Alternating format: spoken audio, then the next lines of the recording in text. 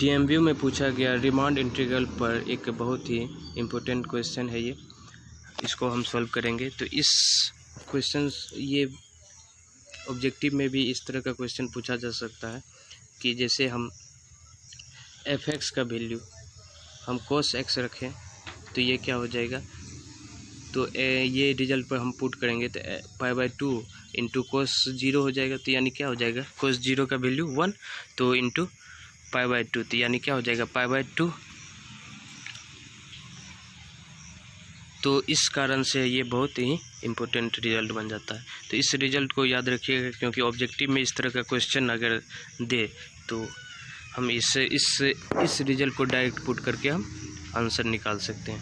तो ठीक है, तो इस रिजल्ट को हम सॉल्व करेंगे कि कैसे ये इस इंटीग्रल का वैल्यू ये आता है। तो इसको सॉल्व करने के लिए हमको दो थ्योरम की बहुत ही ज़रूरत पड़ेगी इस थ्योरम को प्रूव करने के लिए। तो पहला है जनरलाइज्ड मीन वैल्यू थ्योरम और दूसरा है इंटरमीडिएट मीन वैल्यू थ्योरम। तो हम उसको देखते हैं कि क्या है इंटरमीडिएट मीन वैल्यू थ्योरम और जनरलाइज्ड मीन वैल्यू थ्योरम। तो जनरलाइज्ड मीन वैल्यू थ्योरम में हम देखेंगे कि दो फंक्शन है एफ और जी, दोनों मेरा क्या है रिमांड इंटीग्रल होना चाहिए और कोई ना कोई एक ठो पॉजिटिव होना चाहिए। तब कह रहा है कि जो मेरा पॉजिटिव या नेगेटिव होगा उसके अलावा जो अलग फंक्शन है जो मेरा रिमांड इंटीग्रल है यानी एफ, तो वो उसके इन्फिमम और सुप्रीमम वैल्यू के बीच में मेरा के नंबर मिलेगा, जो क्या हो जाएगा उसी के मल्टीपल में ये मेरा वैल्यू आएगा। तो यानी कहने का मतलब है कि कोई मेरा फंक्शन है एफ एक्स, ठीक है, तो इसके ए और बी के बीच, तो यहाँ पे मेरा मिनिमम वैल्यू क्या है ये ए पर और मैक्सिमम वैल्यू क्या है बी पर।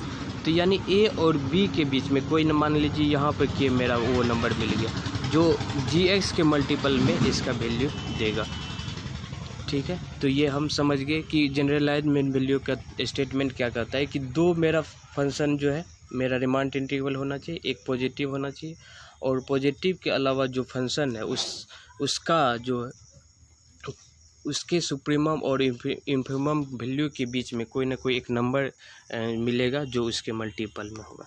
तो ठीक है, तो अब देखेंगे हम इंटरमीडिएट मीन वैल्यू थ्योरम के बारे में। तो इंटरमीडिएट मीन वैल्यू थ्योरम क्या होता है कि कोई हम फंक्शन ले लेते हैं, ठीक है, जैसे कि हम एफ एक्स ले लिए, ठीक है। तो ये वैल्यू क्या हो जाए, ये हम इंटरवल ले लेते हैं ए, ये हम ले लेते हैं बी, तो ठीक है। तो ये मेरा फंक्शनल वैल्यू क्या हो जाएगा एफ ए, ये मेरा क्या हो जाएगा एफ बी। तो हम यहाँ पर कोई भी फंक्शनल वैल्यू यहाँ पर देगा, कोई y1 y2 या कुछ भी, तो उसके लिए हम यहाँ पे x1 मिलेगा, यहाँ पे x2 मिलेगा, यहाँ पे x3 मिलेगा, यहाँ पे x4 मिलेगा। तो यानी हर एक फंक्शनल वैल्यू के बीच ये एफ ए और एफ बी के बीच कोई भी फंक्शनल हम वैल्यू लेते हैं यहाँ पे, तो उसका न कोई यहाँ पे मिलेगा हमको x, ठीक है। तो यहाँ पर हम कोई फंक्शनल वैल्यू ले लेते हैं तो उसका वैल्यू यहाँ पर मिलेगा कोई न कोई x। तो कहता है कि अगर कोई हम कंटिन्यूस फंक्शन लेते हैं कोई क्लोज इंटरवल में, तो उस क्लोज इंटरवल के बीच का जो फंक्शनल वैल्यू जो होगा उसके एग्जिस्ट करेगा कोई ना कोई x, ठीक है। तो ये मेरा क्या हो जाएगा इंटरमीडिएट मीन वैल्यू थ्योरम, ठीक है। तो अभी इस दोनों को हम समझ गए, अब इस दोनों को हम अप्लाई करेंगे। तो अप्लाई करने के लिए कोई हम जो क्वेश्चन दिया है तो उसको हम पहले क्या दिखाएंगे कि दोनों फंक्शन मेरा रिमांड इंटीग्रल है, तो हम मेरा फर्स्ट टारगेट क्या है कि दोनों को रिमांड इंटीग्रल दिखाना, ठीक है। तो हम यहाँ पे एक बहुत ही इम्पोर्टेंट बात ये है कि हम इसको ये मेरा फंक्शन जो है ये जीरो पर मेरा क्या हो जाता है, ये डिसकंटिन्यूस हो जाता है ये पूरा इंटीग्रल। तो ये इसको क्या कहते हैं इम्प्रॉपर इंटीग्रल। तो इम्प्रॉपर को हम दो भागों में बांट लेते हैं, एक इम्प्रॉपर मतलब कर लेते हैं, एक प्रॉपर में कर लेते हैं, क्योंकि इसको हमको सॉल्व करने में बहुत आसानी होगा, इसको सॉल्व करने में थोड़ा परेशानी होगा। तो इसके लिए हम इसके लिए हम जनरलाइज्ड मिड वैल्यू थ्योरम और इंटरमीडिएट मिड वैल्यू थ्योरम का यूज करेंगे। इसके लिए हमको डायरेक्ट हम जो इंटीग्रल वैल्यू होता है उसको हम पुट करके अब निकाल सकते हैं। तो ठीक है, तो हम उसके लिए तो हम क्या करेंगे, तो यहाँ पर देखिए कि एक्स स्क्वायर है, तो एक्स स्क्वायर है, तो यहाँ पे एन स्क्वायर है, तो हम क्या करेंगे कि 1/√n करेंगे। तो ये यहाँ पर देखिए n, यहाँ पे n स्क्वायर है, तो ये क्या हो जाएगा, बच के 1/n हो जाएगा। 1/n रिजल्ट यहाँ पे एक्स स्क्वायर है, तो क्या करेंगे, तो 1/√n करेंगे, तब ये मेरा रिजल्ट आएगा। तो इसलिए हम वहाँ पे 1/√n करते, तो यहाँ 0 to 1/√n और 1/√n to 1 कर देंगे। ठीक है, तो हम इसको 1 मान लेते हैं, इसको 2 मान लेते हैं। ठीक है, तो और हम यहाँ पे फंक्शन जो है ये इसको हम gx माने हैं, इसको fx माने हैं, यहाँ पे लिख दिए हैं, तो कोई बात नहीं। ठीक है, तो हम पहले I1 का हम सब सारा हम रिजल्ट निकाल लेते हैं, उसके बाद I2 का हम निकालेंगे। तो ठीक है, तो I1 रिजल्ट निकालने के लिए हम क्या बोले थे कि इसका जनरलाइज्ड मीन वैल्यू थ्योरम और इसका इंटरमीडिएट मीन वैल्यू थ्योरम से इसको निकालेंगे। तो ठीक है, तो I1 के लिए हम जब इसका वैल्यू, तो ये मेरा gx है और ये मेरा fx मेरा कंटिन्यूस और बाउंडेड है, तो ये मेरा क्या हो जाएगा, रिमांड इंटीग्रल हो जाएगा। और ये देखने के लिए आप देख सकते हैं कि मेरा प्लेलिस्ट में इसका वीडियो दिया हुआ है, तो कैसे होता है। ठीक है, तो हमको क्या करना है कि gx को हमको रिमांड इंटीग्रल दिखाना है। तो रिमांड इंटीग्रल का क्या मतलब है कि कोई उसका जो है एरिया हमको एग्जिस्ट करना चाहिए, तो हम उसको क्या कहेंगे, रिमांड इंटीग्रल, और वो ये बाउंडेड भी होना चाहिए। तो ठीक है, तो मेरा ये जो वैल्यू जो भी होगा 0 to √1/√n, तो ये क्या x का वैल्यू दिया हुआ है, तो 0 और x 0 और 1/√n के बीच में मेरा x हो गया। तो इस दोनों तरफ हम इसको स्क्वायर करते हैं। तो ठीक है, स्क्वायर करने के बाद ये रिजल्ट आएगा। तो फिर उसके बाद n स्क्वायर से मल्टीप्लाई करते हैं, तो ये रिजल्ट आएगा। उसके बाद हम 1 प्लस कर देते हैं, तो 1 प्लस करेंगे तो क्या हो जाएगा, 1 प्लस n स्क्वायर से n square into x square से छोटा वैल्यू आएगा, फिर क्या हो जाएगा, 1 प्लस n से छोटा वैल्यू आएगा। ठीक है, अब इसका जो हम मतलब रिवर्स कर देते हैं, रेसिप्रोकल, तो ये क्या हो जाएगा, इनक्वलिटी मेरा चेंज हो जाएगा। तो इनक्वलिटी चेंज हो गया, जैसे कि 1 से बड़ा 2, 2 से बड़ा 3, तो हम इसको रिवर्स करेंगे तो ये क्या हो जाएगा, 1/2 तो 1/3। तो ये यही भी रिजल्ट का यहाँ पे एप्लीकेशन है। ठीक है, तो हम उसके बाद n से मल्टीप्लाई कर देते हैं, तो ये मेरा रिजल्ट है। तो यहाँ पे देखिए कि यही मेरा gx था, तो n/n+1 into n के बीच में मेरा gx, तो यानी ये वैल्यू क्या हो गया, ये मेरा बाउंडेड हो गया। ठीक है, अब इसको एग्जिस्ट करने के लिए हम इसको क्या करेंगे कि इसका इंटीग्रेशन निकालेंगे। तो यहाँ पर देखिए कि nx को हम अगर t मान लेते तो ये क्या हो जाएगा, n dx हो जाएगा। तो यानी क्या हो जाएगा, 1 dt/1 + t स्क्वायर हो जाएगा। तो इसका क्या होता है, tan इनवर्स t, तो t को हम क्या माने थे, nx, तो यहाँ पे पुट कर दीजिए, तो ये क्या हो जाएगा, n × 1/√n minus tan inverse 0, तो ये क्या हो जाएगा, tan इनवर्स 0 का वैल्यू 0, tan इनवर्स √n, तो यानी 0 to 1/√n gx dx value क्या देगा मेरा, tan इनवर्स √n, जो मेरा एग्जिस्ट है। ठीक है, तो मेरा gx क्या है, बाउंडेड और एग्जिस्ट है। और यहाँ पर देखिए कि ये मेरा क्या है, n का वैल्यू, ये जब भी gx का वैल्यू आएगा, ये हमेशा क्या आ जाएगा, अगर n का वैल्यू 1 रखते हैं, 1/1 + 2, यानी ये जब भी आएगा तो gx क्या हमेशा ग्रेटर देन 0 आएगा। ठीक है, तो fx इज कंटिन्यूस एंड ये तो बाउंडेड है, तो ये रिमांड इंटीग्रल होगा। और g भी मेरा उसका इंटीग्रल वैल्यू एग्जिस्ट कर रहा है, तो ये भी मेरा क्या हो जाएगा, रिमांड इंटीग्रल हो जाएगा।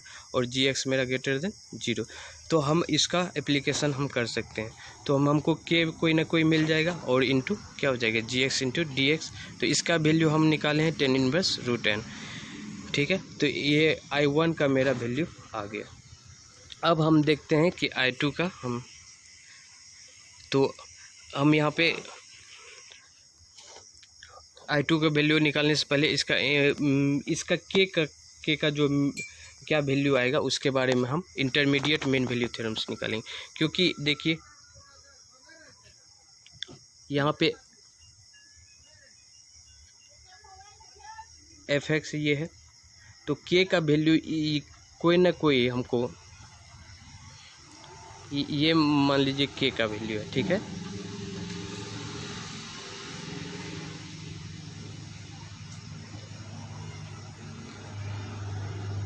ये मेरा फंक्शन है fx, ठीक है। ये मेरा a है, ये मेरा b है, और k जो है मेरा इस सुप्रीमम और इन्फीमम के वैल्यू के बीच में है k मेरा, यानी k मान लीजिए ये है, ठीक है। तो हमको यहाँ पे कोई ना कोई ये इस a और b के बीच में मान लीजिए अल्फ़ा n मिला, ठीक है। तो अल्फ़ा n का वैल्यू क्या हो जाएगा, यहाँ पे fx का ये ग्राफ है, तो ये क्या हो जाएगा अल्फ़ा n, ठीक है। तो यानी कोई ना कोई हमको यहाँ पे फंक्शनल वैल्यू के लिए मेरा कोई ना कोई x मेरा मिल गया, तो इसी को क्या कहते हैं इंटरमीडिएट मीन वैल्यू थ्योरम, ठीक है। तो हम उसका यूज करेंगे, तो इससे हमको यहाँ पे k मिल जाएगा, तो ये I1 का मेरा कंप्लीट हो जाएगा काम। तो उसके बाद हम क्या करेंगे n टेंड्स टू इन्फिनिटी कर देंगे जो क्वेश्चन में दिया हुआ है, तो ठीक है। तो हम but by the intermediate mean value theorem there exist a number alpha n जो 0 to 1/√n के बीच में मेरा एग्जिस्ट करेगा, सच दैट k बराबर function of alpha n। So from, तो k का वैल्यू वहाँ पे लिख दीजिए, तो ये इक्वेशन 3 हमको मिलेगा, ठीक है। अब आते हैं I2 पर। तो I2 पर क्या है कि 1/√n to 1 था fx इंटू gx। तो यहाँ पे मेरा ये क्या है बाउंडेड है, तो बाउंडेड का है, तो इसका ये मतलब है कोई ना कोई मैक्सिमम वैल्यू से उसका फंक्शनल वैल्यू हमेशा छोटा ही रहेगा, ठीक है। तो हम यहाँ पे क्या करेंगे, दोनों तरफ हम मोड लगा देते हैं। तो मोड लगाने के बाद ये इसका भी थ्योरम प्लेलिस्ट में है, तो ये भी देख लीजिएगा कि ये थ्योरम जैसे कि कोई मेरा a b fx into dx, तो इसका वैल्यू क्या होता है, इसका less than a to b fx into dx। तो इसी थ्योरम का हम एप्लीकेशन यहाँ पे करेंगे, तो ठीक है। तो हमको ये रिजल्ट आ जाएगा, तो इस रिजल्ट में यहाँ अलग अलग फंक्शन कर दीजिए। तो हमको यहाँ पर देखिए कि कोई ना कोई एक मैक्सिमम वैल्यू उससे क्या हो जाएगा हमेशा छोटा ही। जैसे हम मान लीजिए कि जैसे कि 0 to 1 sin x into cos x, ठीक है। तो यहाँ पर देखिए कि दोनों तरफ मोड लगाने की ये देखिए कि हमेशा ये क्या होगा लेस देन 1।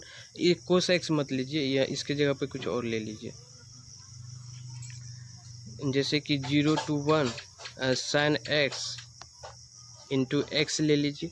तो यहाँ sin x का वैल्यू हम क्या दोनों तरफ मोड लगा के, तो ये क्या हो जाएगा वो हमेशा 1 से छोटा देगा, तो यानी 1। तो ये क्या हो जाएगा x ही बचेगा, तो x² 2, तो यानी 1/2 से ये क्या हमेशा ये फंक्शनल वैल्यू क्या होगा छोटा ही देगा। तो इसी तरह हम इसी चीज़ का हम एप्लीकेशन यहाँ पे करते हैं, ठीक है। तो let m be the least upper bound of fx in 1/√n 1।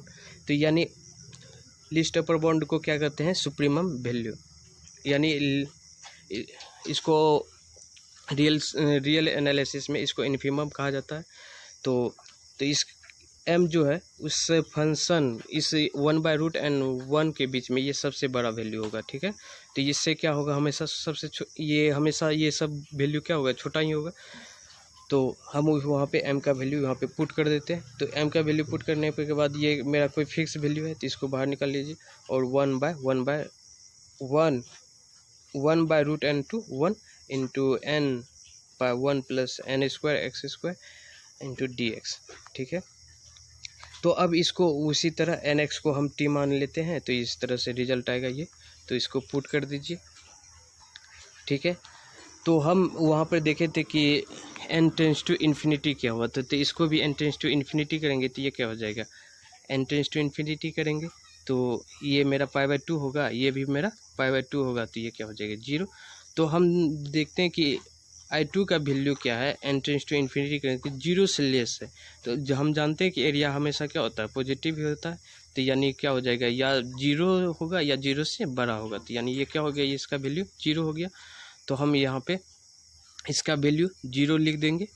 तो ये I1 का वैल्यू हम ये रिजल्ट लाए थे, तो इसको n टेंस टू इन्फिनिटी करेंगे। तो यहाँ पे ये वैल्यू समझना बहुत इम्पोर्टेंस है।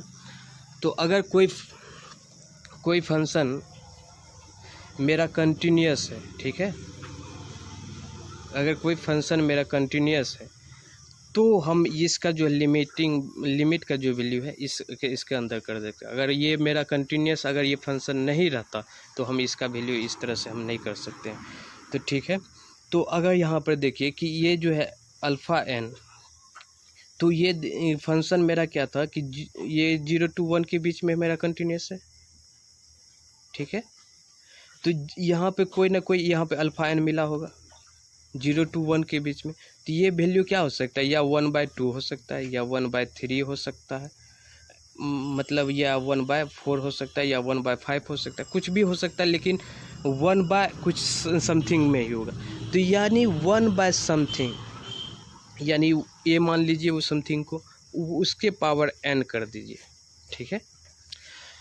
और इसको टेंस कराइएगा तो ये क्या हो जाएगा, n टेंस टू इन्फिनिटी हो जाएगा, ठीक है। तो ये n टेंस टू इन्फिनिटी जब हो जाएगा तो ये क्या हो जाएगा, ये 1/इन्फिनिटी टेंस टू कहाँ चला जाएगा 0।